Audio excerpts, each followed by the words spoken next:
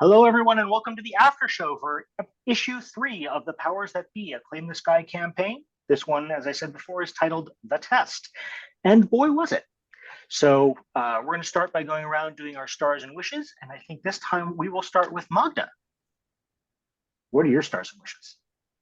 I haven't put any thought into this yet. Okay, we'll come back to you. Let's go with Ray.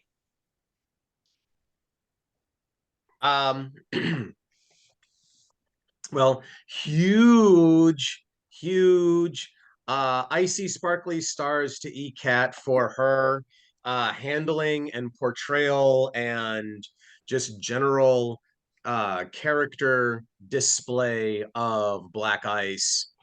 That really set up who she is, and we saw bits of it in the first 2 episodes, but it was and also the relationship between Black Ice and Crash, and that seems to be organically growing as almost sibling-esque. Yeah. It's like, oh, you're kind of weird and sort of evil. I like you. I had to like anybody. So yeah, that was very well done. Stars to Patrick for a well for a well thought out environment and the different stages, and just like the Keystone Cops version of I see these people in lab coats and almost like the Yosemite Sam with the Romans. just the I mean, the best was whenever the floor was raised, like, well, whoa. That was good.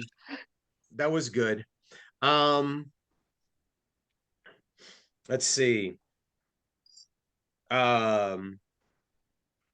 Wishes. I right now honestly can't think of anybody. I wished I had known that Will was one of the noobs. I thought I was talking to an experienced. I almost feel like I misfired on my. Here's more here's more backstory. Uncut undiscovered trauma. Okay. No, you're never mind. Okay. But I mean, it's done. Yep. So that was on me. Actually, I thought that worked out fairly well because Gen X is frustrated at the whole thing. So he was just venting that and wasn't even thinking straight, which actually worked out really well. Yeah. Okay. From my perspective, that was good. Yep. All right, we'll go next to ECAT. Yeah, I gotta give props to Ray for really playing the bitter, angry, middle-aged guy. Yeah. Just like, dude. Black Ice kept just going, wow, and I thought I was disenfranchised. You haven't been chewed up and spit out by the system. Yeah, well. And I do gotta say, I do like how Black Ice and Crash are forming this sibling-esque kind of relationship of just like, okay, we're kind of the same age, a couple years-ish, and just, well, these guys are weird, and I'm weird. I know I'm weird, and y'all are even more weird. I don't have any wishes just yet, because I'm just intrigued to see where we go from there as a group. Okay. Let's go to Julie. Right. Yeah, seriously. You were just completely just rocking it tonight. I was just loving the backstory and just the personality, and just like, yeah, that was some epic level venting there. It's awesome. Of course, Trevor, just you were killing me with the references. Yeah, I mean, just everybody was just awesome tonight, including our GM. Um, yeah, I think that we're starting to organically, the characters are starting to figure out who they kind of naturally gravitate to, and which I think is which is pretty cool. So yeah. All right, Magda, you're up. Can't put it All off right. anymore. So stars, well, Trevor, you've always been like comfortable in your character. Like you've always known what who Crash is and what Crash is going to do and how Crash is going to interact. And it's great to start to see how everybody else is starting to get in, like reach those levels of comfort and starting to like just be more in character, be more like showing like all of the inner workings in their heads. So like I it's really great to see everybody's characters growing and like being fleshed out. And as far as wishes, I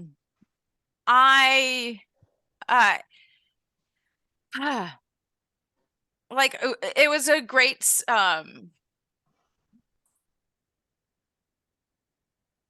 storyline for today. Like it was a great way to start to bring us out of our shells and start to bring us into the world of superheroing. But I still don't believe that I'm a superhero. So my wish is to have that somehow brought into my head, like something that makes me not accept that I'm a superhero, but understand how I can be a benefit to the superheroes. Boy, that sounds like a great idea for a character arc, doesn't it? Yeah, so like I'm eager to see that arc develop. So I'm going to jump in next, and before I get into my stars and wishes, I'm going to say that I actually had an idea for that. In true superhero comic book fashion, we have the Doomsday device that needs to be disarmed or deconstructed or whatever, and only Tink knows what needs to be done to disarm it without completely blowing everything up. So I think that would be actually a cool storyline to kind of bring out, again, Tink's inner hero. I will echo, of course, the stars. Goes and starts taking notes. Right? Yeah, don't mind me typing over here. Oh no. I will echo the stars for Ray. I think Gen X really came into his own tonight, and you were doing a fantastic job. I'm loving seeing the cynical, embittered. Like I said, we're going to make a proper rogue out of you yet. But the funny thing is, I was trying not to be you though, because oh my God, it's not like we don't know each other. Yeah. And like feed off of the same things, and it's like, okay, yeah. But don't start giving the delivery the same way. It's like, okay, no, I gotta be me. But it worked well, and I think we're seeing, again, what other people have already said about seeing these organic relationships develop. We're especially seeing kind of how the mirrors are developing. And I think I think you and I have a good mirror going. I think ECAT, I think you and I have a good mirror going. I'm seeing some story develop between Tink and Gen X. I'm not quite sure where it's going to go yet. And so I'm going to feed into my wish, which is, I mean, we've all pretty much had kind of a breakout moment, if not episode, if not scene, except for Paw. So I'm hoping that in the next episode or two, we can go a bit deeper into your story, see, because we also now have the pieces of the puzzle that Crash and Gen X are bringing to the greater story. And I want to see what everyone else's puzzle piece is. But I specifically, like I said, because we haven't gotten a lot into Paw, I'd love to see more of her backstory and more of her setting. And to jump back to Stars for a bit, again, Patrick, for the goofiness of the whole testing scenario, which was, it was genuine in its ludicrousness. So I thought that was awesome. And then finally, over to you, Patrick, for Stars and Wishes. All right. So for Stars, there were a lot of wonderful things happening tonight. So indeed, I did put together a completely ridiculous test for you guys to go through. The idea behind this is I don't want you to get into the idea of like comics in terms of like how they've become in the 21st century where everything is always dark and brooding. This is a very like 80s and 90s Marvel thing where it alternates between very serious things happening and very ridiculous things happening. And I like the combination of both of those. And so I intend to continue playing along with that. Next week, you'll all hate me for what you have to encounter. So, and oh, by the way, along the things with it, with having to focus on Paw, hopefully next week's will allow Paw to shine a bit more and further develop her backstory. So along with that, one of the big stars for me, and I'm seeing more people doing this, which is take control over part of the story. That like, you don't need authorization from me to write the backstory for how things are going on and whatnot. Like how the agency and the program has treated Generator into his becoming Gen X. Like that is entirely Ray, and that is absolute perfection. Like that is exactly what we should be doing because you're giving me a lot of things to work with at that point. So I don't have to come up with just everything on my own. And this also gives you the direction on like, at this point, like, are you guys going to stick with being heroes or are you going to go off and do something else? Well, you have a lot of options and it's up to you to which direction that overarching story goes because you can do anything you want and how the story plays out is up to you, which is, my favorite thing with storytelling systems. I get to react a lot more to what's happening around. So everybody did a great job with that. I do like also that you guys picked up rather quickly that Shift is a complete sociopath, does not consider other people's emotions at all when they're doing what they're doing. They just do it because they can. And there's a lot of personality types you're going to encounter, and that's one of them. Also note that the people that you meet along the way, if you want people as friends or allies, you can accomplish that in 3 different ways. Is you can do it via storytelling. So you just storytell your way into and out of things. Also note that if you do not like spend any experience on anything, it can be taken away just as easily as it can be given. You can spend experience on things. This is important. Like for instance, does your group want a secret layer to work from, or perhaps a very public layer to work from? Kind of like in the Sunbucks.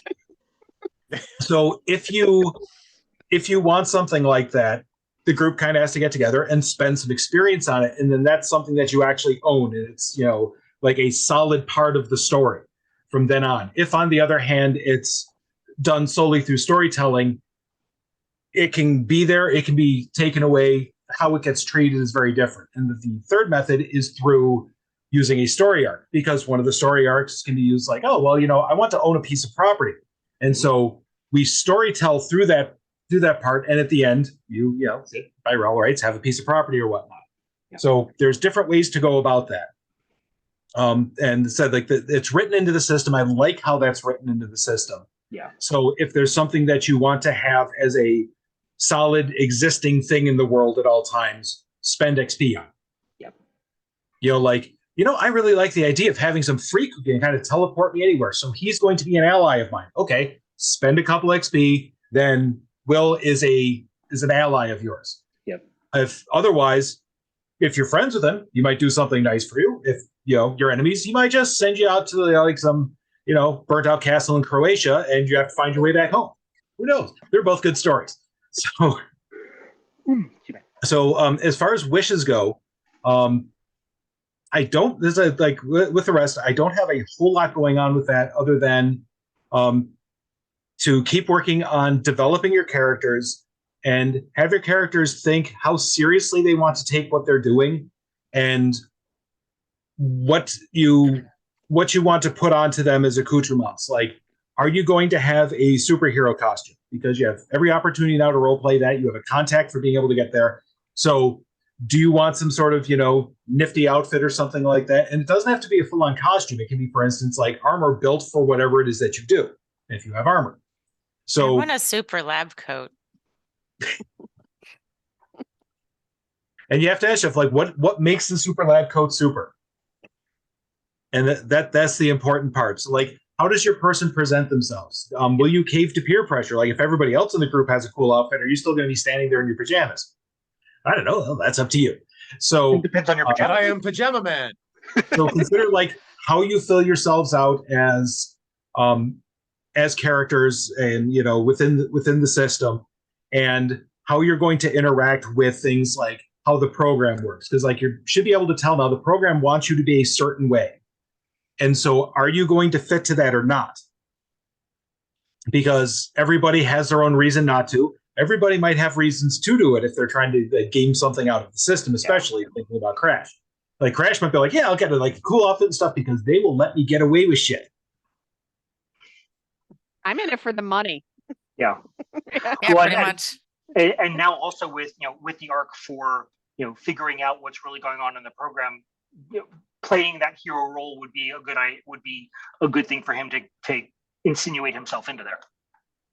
I'm very much enjoying that arc because the interesting thing is as the truth of what's happening gets uncovered, your response to it is still very open.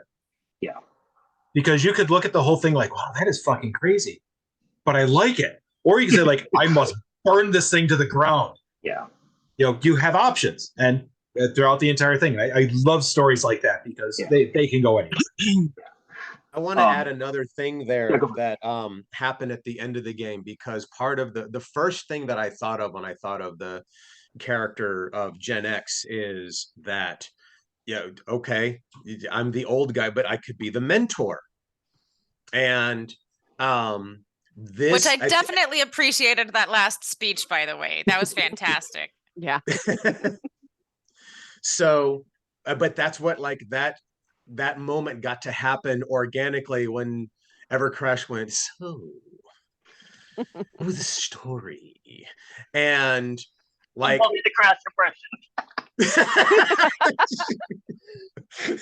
However, Neva reserves the right to remind you that you're starting to soliloquy. That's fair, but in order to do that, I have to, because right now there is a chasm between the previous self and the current self. You're going to see that coming back. And this was the first taste I was able to get and say, the system will take care of you provided you work well within the system, and starting to do that is the first. That's the first touch of the old self that Gen X has been able to achieve in however many technical years it's been. Like, he's literally been sitting on his ass watching TV, eating Cheetos for pretty much this whole time. Yeah. I'm kind of interested if, like, at the start of the next one, like, the people will catch you out jogging or something like that. Yeah, no, because I need to figure out what his costume was. Yes. Lots of spandex and neon. Yes, no, in fact, I started and awkwardly drawn shoes.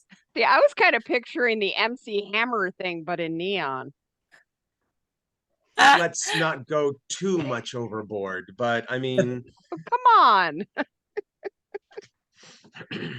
I don't know if the shoulder pads will be included. I'll think about it. Holsters everywhere. Yeah. you need the big, triangular sticking out shoulder pads, like who is it from Dragon Ball Z? Vegeta, I think it is. Yes. Yeah. That would be awesome.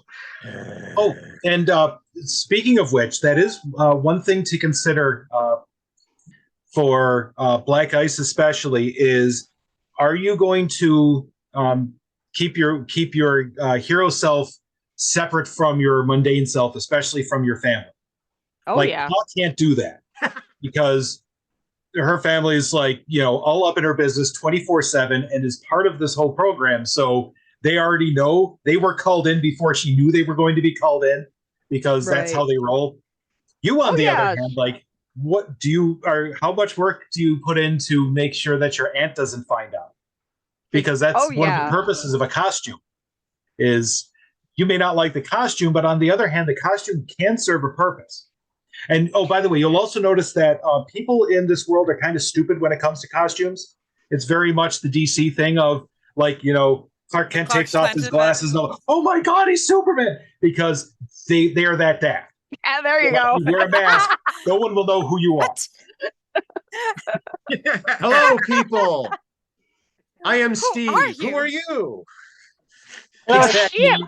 Right now, she's leaning towards just like getting a pair of black sunglasses and calling it a day with the hood up, with her hood up. Well, how observant is she? Because I think your little Stompy McStompster boots might be like, the giveaway. Well, she is a goth. So, I know, but I mean, is that going to be like, I'm already picturing a different kind of goth when you're out fighting crime. Yeah. But yeah, no, she's definitely going to try to hide it from her family, mostly because they are so protective of her since she is a cancer survivor, childhood cancer. Cancer survivor. That's how she got her powers. It's an experimental treatment. So she, it was a big thing for her to get her parents to let her move in with her aunt and go work at the bookstore, kind of thing. Yeah. Meanwhile, you've come to the realization you can get shot in the head with a pistol and it's not going to hurt. Right. You have more armor than that. Yeah. She's just right now. She's trying to picture how her former mother would react if Crash showed up at her house. Like, if her former what? The other kind of Hasidic Jew. Well, yeah. Yep. Yeah. That's so like when it comes to comic books, the thing I have always really enjoyed is not just like, the big fight against the villain. It's all that stuff that happens in between. I've just always loved, like in the X-Men, that like they come back from fighting with Magneto and then Scott's like, oh man, I'm supposed to have a date tonight. Ugh. Meanwhile, his girlfriend, I can't even remember which clone of Jean it's supposed to be with. But... Yeah. Right. Yeah, so like, I just love all of that sort of stuff as well. Like, what happens when they go to their day job? Like, for instance, like, so what is Tink going to do with her career? Like, because you can always like quit and become a full-time hero and just build like just crazy ass stuff. You can keep teaching. You can, there's a lot of areas you can try to push yourself into. And so that's part of your character development. Like, what's going to end up being important to her? Is the engineering more important or the teaching? All those sorts of things, which is great. Tink and Sawyer is going to be the next big Tesla versus Edison. Well, that's one of the other things is like, do you want to be friends with Sawyer or do you want to be an adversary? You can be both. You can be frenemies. Mm-hmm. Professional rivals. Like, oh, I built a power suit too. It works on its own. Yeah. I mean, like, first I just want to learn. Because in my head, everything I do is normal. Like, this is just like regular stuff, but they're superheroes and they're doing like, whoa, super cool things with so much money and like all of this access to all of the technology. So obviously that's got to be like so many levels beyond what I've done. Yes. So. Yeah. So like, I like that for a character arc. So we will continue working with that. So apparently what we need for our headquarters is actually like an abandoned industrial warehouse. So the Tink has lots of raw material to work with. I don't know. And Crash, for his part, is really strongly considering the irony of like regutting the pub and making the pub our headquarters. I had that same thought too. Like that. I had that same thought. Yeah, With a did magic a- basement we did lab. a the secret lab underneath. Yep. You know, Yeah, absolutely. The charm of that also is consider that it's within a very short walk of where all of you live. You could potentially just build some tunnels into your basements. You have options. Yep. Because once again, it's like, not constrained by, normal physics and stuff. So like if you wanted to tunnel out a gigantic cavern system underneath, or it might just be there already. Like there might be some disused part of like the sewer or the like old tram system or something that goes right underneath this building here, just conveniently. So you got that. We just have to get rid of the mutated alligators. Yes. I was And then thinking Ninja Turtles.